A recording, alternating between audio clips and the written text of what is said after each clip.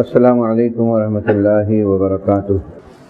الحمد للہ نحمده ونستعینه ونستغفره ونؤمن به ونتوکل علیہ ونعوذ باللہ من شرور انفسنا ومن سیئات اعمالنا من يهده الله فلا مضل له ومن يضلل فلا هادي له ونشهد ان لا اله الا الله ونشهد ان سيدنا ومولانا محمد عبده ورسوله اما بعد فاعوذ باللہ من الشیطان الرجیم بسم اللہ الرحمن الرحیم طٰ ما انزلنا علیک القرآن لتشقى الا تذکرة لمن یخشی تنزیل ممن خلق الارض والسماوات العلی صدق اللہ العلی العظیم۔ برادران اسلام، محترم بزرگوں، دوستو، اللہ تعالیٰ کا احسان عظیم ہے کہ ہم اس کے فضل، اس کی عنایت، اس کی مہربانی سے ایک مقدس مہینے میں، فضیلتوں والا مہینہ ہے رجب، اس میں ہم داخل ہوئے۔ یہ مہینہ جب بھی آتا ہے اللہ کے رسول صلی اللہ علیہ وسلم کثرت سے دعا پڑھتے تھے، اللہم بارک لنا فی رجب و شعبان وبلغنا فی رمضان۔ اے اللہ، رجب اور شعبان میں ہمیں برکتوں سے مالا مال فرما۔ اے اللہ، ہمیں رمضان تک لے جا تاکہ ہم اپنے گناہوں کی معافی مانگیں۔ کثرت سے جو ہے نا ان دنوں کے اندر جو ہے پڑھا کرتے تھے رجب کے مہینے میں۔ میں نے آپ کے سامنے جو آیتیں تلاوت کی ہیں، مشہور آیتیں ہیں، آپ جانتے ہیں، سورہ کا نام ہی وہی ہے، طٰ سے۔ اس کی 2، 3، 4 آیتیں میں نے آپ کے سامنے تلاوت کی۔ 2 جمعے پہلے سے ایک عنوان آپ کے سامنے میں رکھ رہا تھا، وہ شخص بدبخت نہیں ہو سکتا، بدبختی اس کے حق میں نہیں جاتی،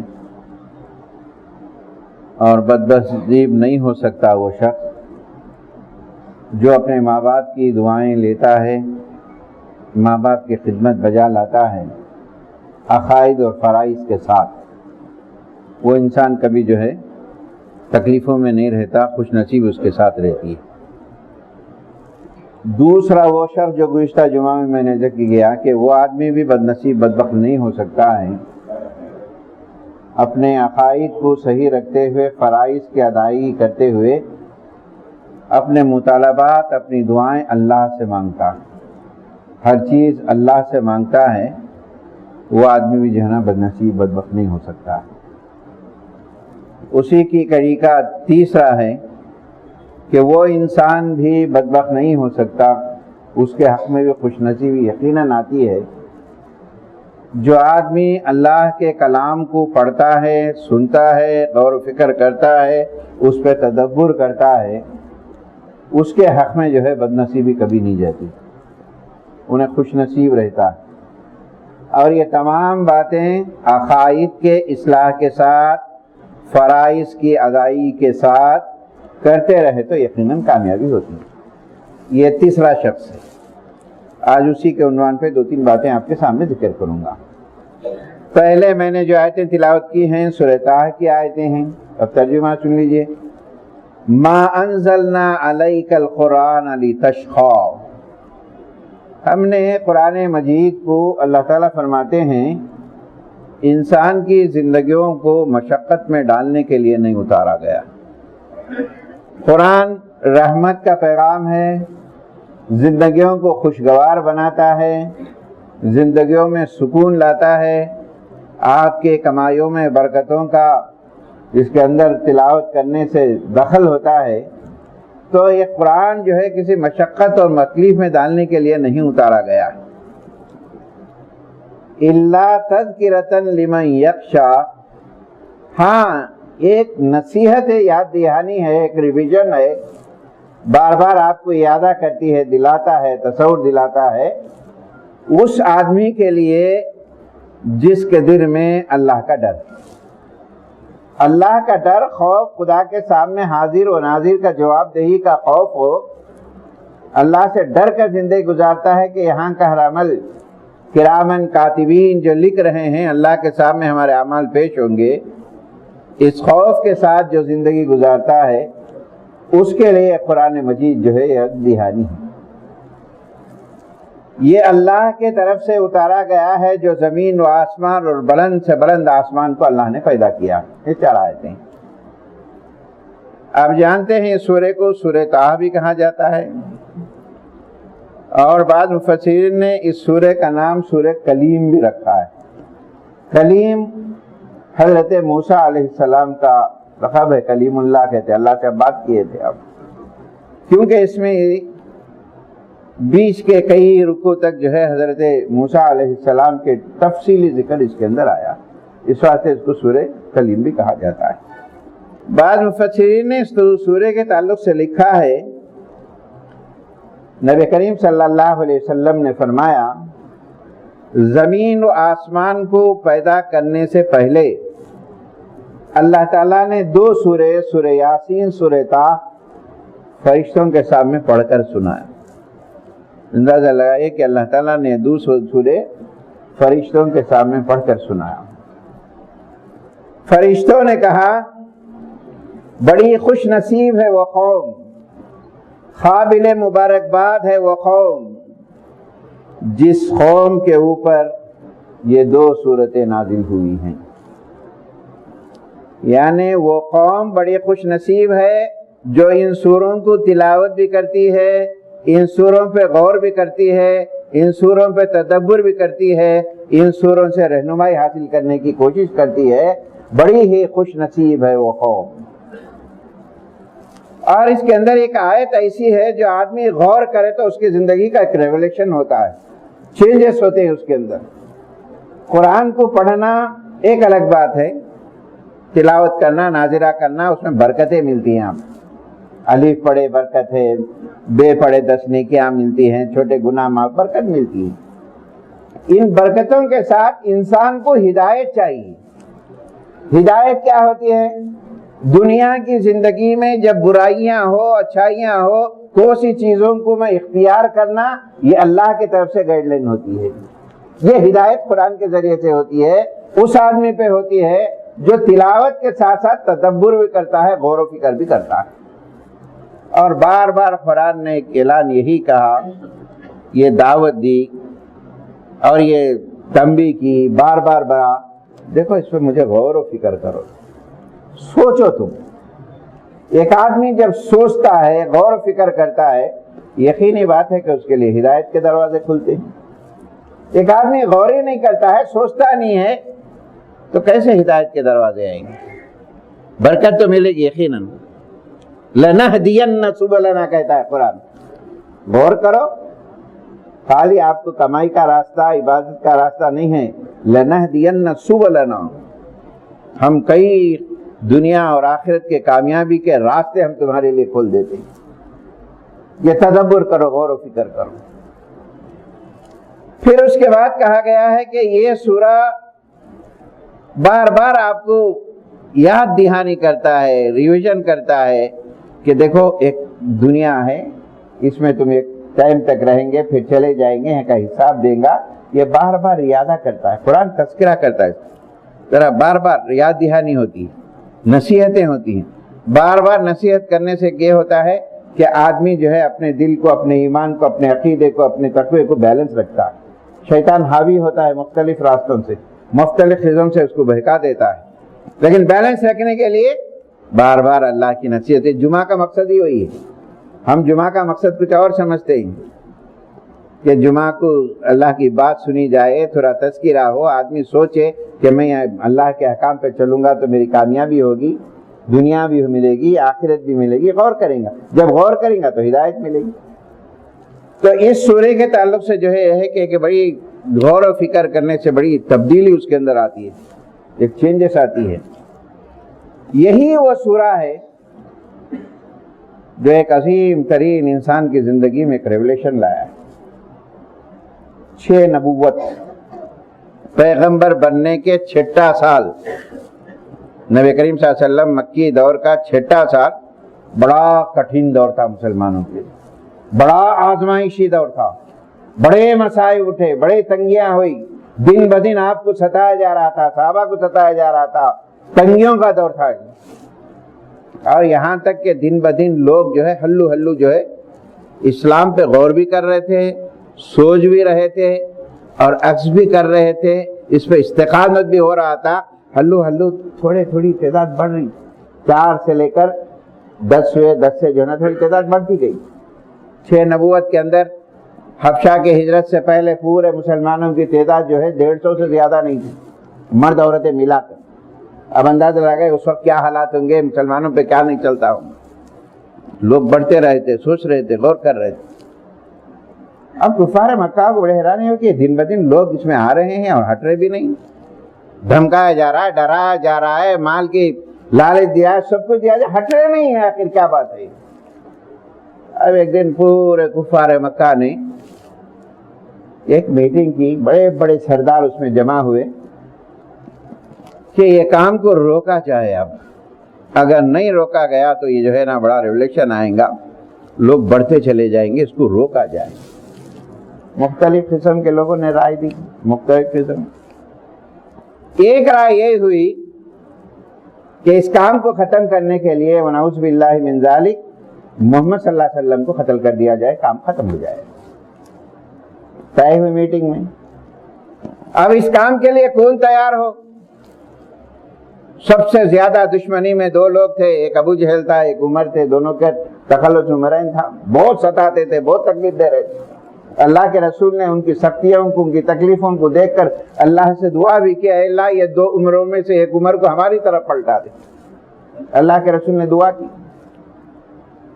اب تیار ہو کے بے قتل کیا جائے، معاملہ ختم کیا جائے۔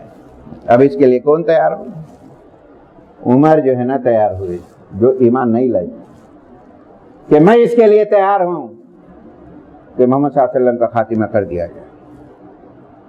اٹھے بڑے جوش کے ساتھ، جذبے کے ساتھ، جو ٹھیک ہے، اور جا رہے تھے تلوار لے کر، ننگی تلوار لے کر، بڑے جوش کے ساتھ، بڑے جذبے کے ساتھ، غصے کے ساتھ۔ راستے میں ایک آدمی ملتے ہیں، اے عمر تمہارا غصہ، یہ ہاتھ میں تلوار، یہ کیا معاملہ ہے؟ بڑا سخت ہے، بڑا کیا معاملہ ہے؟ عمر نے کہا تو آج میں اس کا خاتمہ کرنے جا رہا ہوں، نعوذ باللہ من ذالک، جو محمد صلی اللہ علیہ وسلم ہمارے دین کو جو ہے برا کہتے ہیں، ایک نیا دین لا رہے ہیں، آج میں خاتمہ کرنے جا رہا ہوں۔ انہوں نے کہا اے عمر یہ دین تو پھیلتا جا رہا ہے، لیکن آپ جس کے جہاں جا رہے ہیں اس سے پہلے آپ نے گھر کی کیفیت تو لے لو۔ تمہارے بہن اور بہنوئی دونوں اس دین کو قبول کر چکے، تمہارے بہن اور بہنوئی سگے جو ہے نا اس دین کو قبول کر چکے ہیں۔ اس وقت پر حضرت عمر کے تعلق سے آتا ہے کہ 27 سال کے تھے، جو جوان تھے آپ، اور کہتے ہیں کہ جو ہے قبول کر چکے ہیں۔ سعید بن زید بہنوئی کا نام ہے، ان کی بہن کا نام فاطمہ بنت خطاب ہے۔ یہ سنتے ہی اور زیادہ پیش میں آتے ہیں، سیدھا اپنے بہن کے گھر کو جاتے ہیں، دروازہ بند رہتا ہے، قرآن کے کچھ پڑھنے کی آواز آتی ہے۔ حضرت خباب ابن عرط رضی اللہ تعالی عنہ آپ قرآن پڑھاتے رہتے ہیں، آواز آتی ہے ان کان میں، جا کے دروازہ مارتے ہیں، کوہرام مچ جاتا ہے، پریشان ہوتے ہیں، دروازہ کھولتے ہیں اور بہن کو بہنوئی کو دونوں کو پوچھتے ہیں میں سنا ہے تو نے ایک نئے دین کو قبول کر لیا۔ خاموش رہتے ہیں، ان کا اقرار رہتا ہے ہم قبول کرے ہیں، اور دونوں کو مارتے لگتے ہیں، بہن کو بھی مارتے ہیں، بہنوئی کو بھی مارتے ہیں، یہاں تک کہ بہن بھی لہو لہان ہو جاتے ہیں، ان کے ڈیفنس پہ بہن جاتی ہے، اس کے بھی جو ہے نا انہوں بھی لہو لہان ہو جاتے ہیں، خون بہنے لگتا، سگے بہن اور بہنوئی جب خون بہننے لگتا ہے دیکھتے ہیں تو ایک کیفیت ہوتی ہے، خاندانی محبت بھی ہوتی ہے نا، یہ دیکھ کر عجیب لگتا ہے۔ بہن نے کہا اے عمر، جس دین کو ہم نے قبول کیا ہے اس سے اب ہٹنے والے نہیں ہیں، چاہے ہمارے جسم کی بوٹی بوٹی کر دو، آپ ہمیں ٹکڑے بھی کر دو، جس دین کو ہم نے قبول کیا ہے اس کو ہم چھوڑنے والے نہیں۔ لیکن ہماری خواہش بھی ہے کہ آخر جس دین کو ہم نے قبول کیا ہے تو سن لو تو سچ. یہ بہن کے جذبے کو اور خون کو دیکھتے ہوئے ذرا عجیب کیفیت ہوتی ہے ان کے اندر.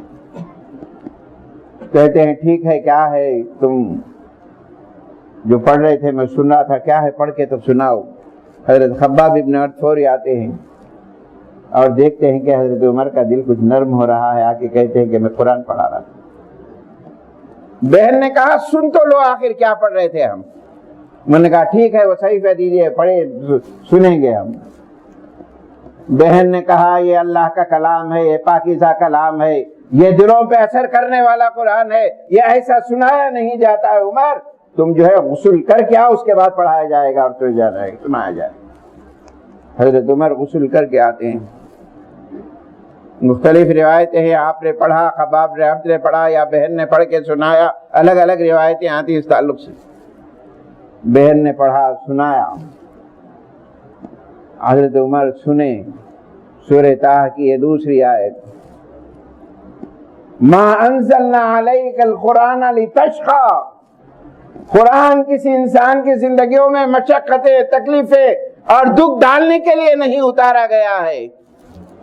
یہ ایسا لفظ تھا حضرت عمر کے دل میں اتر جاتا ہے، جو ہے آپ نرم ہو جاتے ہیں، پریشان ہوتے ہیں اور جو ہے ان کا دل پورا بدل جاتا ہے. کہاں سے کہاں یہ توفیق اللہ کے طرف سے ہوتی ہے میرے دوستوں. ذرا سوچئے یہ اللہ کی طرف سے یہ توفیق ہے، ہر ایک کو نہیں ملتی ہے. ہم کلمہ پڑھ رہے ہیں اللہ کی توفیق ہے، یہ ہم مسلمان ہیں یہ اللہ کی توفیق ہے. حمیدیہ یہ کیا دولت ہمیں جو میں لی گئی، اس کی قدر کرنی چاہیے. قبول کر لیتے ہیں. قتل کے ارادے سے آئے تھے، پھر فوری جاتے ہیں محمد صلی اللہ علیہ وسلم پر. چھپ چھپ کے لوگ ڈر کے عبادت میں، دار الارقم ایک صحابی کا گھر ہے، وہاں بیٹھ کر چھپ کے عبادت کرتے رہتے ہیں. نبی کریم صلی اللہ علیہ وسلم صحابہ بیٹھے ہوئے سیدھا جاتے ہیں دار الارقم، وہ صحابی کے گھر پہ جہاں حضور اور صاحب موجود ہے. دروازہ کھٹکھٹاتے ہیں، کون ہے؟ عمر ہے. صحابہ میں کوہرام مچ جاتا ہے اور کہنے لگتے ہیں اے اللہ کے رسول، عمر آ گیا، ہماری اب خیر نہیں ہے. صحابہ کہتے ہیں. نبی کریم صلی اللہ علیہ وسلم نے فرمایا اللہ کی ذات پر اتنا بھروسہ تھا.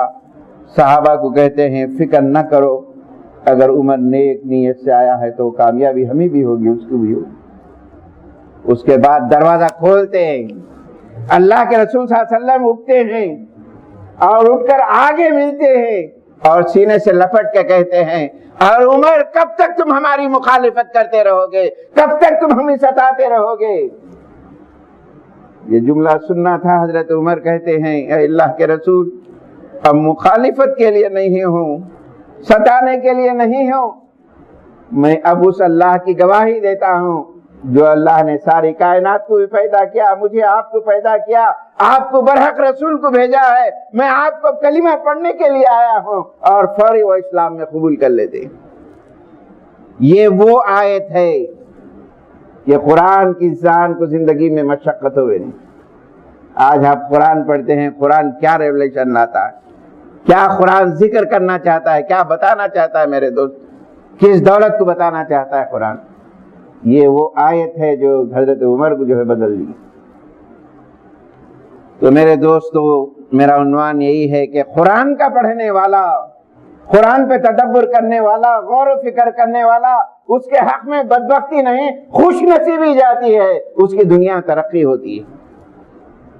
اور اس کے بعد حضرت عمر کے حالات کو آپ جانتے ہیں.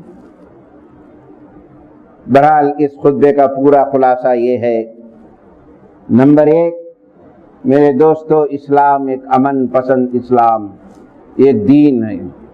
امن چاہتا ہے، امن امپلیمنٹ کرنا چاہتا ہے آپ کی ذات میں، آپ کے گھر میں، آپ جہاں رہتے ہیں، پوری دنیا میں، پوری سرزمین میں اللہ کے ہے. امن چاہتا ہے، امن سے گزارو. یہ اسلام کا میسیج ہے، یہ ہمارا میسیج ہے. آپ دنیا کو بتائیں ہم کہ اسلام پیس چاہتا ہے آپ کی زندگی میں، آپ کے گھر میں. یہ اسلام کی خوبی ہے. سلام اللہ کے حوالے جب ہو جاتے ہیں، جب ہم اللہ کے حوالے ہو جاتے ہیں، ہماری زندگی امن کی ہو جاتی ہے. دوسری چیز، اور قرآن اس کے لیے رہنمائی کرتا ہے. اگر آپ اسلام کو سمجھتے ہیں، ایک اچھا بننا چاہتے ہیں، آپ نیک بننا چاہتے ہیں، آپ خوش نصیب بننا چاہتے ہیں، آپ کی قسمت پہ بد نصیبی نہ ہو، تو قرآن آپ کو ہر جگہ پر ہر وقت پر رہنمائی کرتا ہے، گائیڈ لائن دیتا ہے، اس کو عمل کرو۔ تیسری چیز، قرآن کا مقصد کیا ہے؟ قرآن کا مقصد یہ ہے تمہاری زندگیوں کو تاریکیوں سے نکال کر ایک روشنی کی طرف لائے، وہ روشنی جو دنیا میں بھی کامیاب ہو، آخرت میں بھی کامیاب ہو۔ جب اس روشنی کو لے کر چلتے ہیں تو تمہاری زندگی سے تاریکیاں چھٹتے چلے جاتے ہیں، یہ قرآن کا مقصد ہے۔ چوتھی چیز، قرآن سے نصیحت ہر ایک کو نہیں ملتی ہے۔ قرآن سے نصیحت وہی آدمی حاصل کر سکتا ہے جس کے دل میں اللہ کا ڈر بھی ہو، خوف ہو۔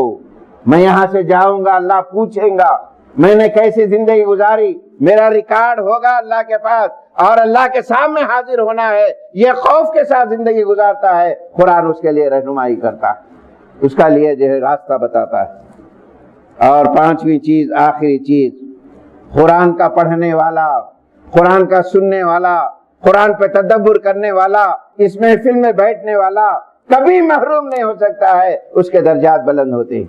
نبی کریم صلی اللہ علیہ وسلم مسجد میں داخل ہوئے، دو گروپ بیٹھے ہوئے تھے۔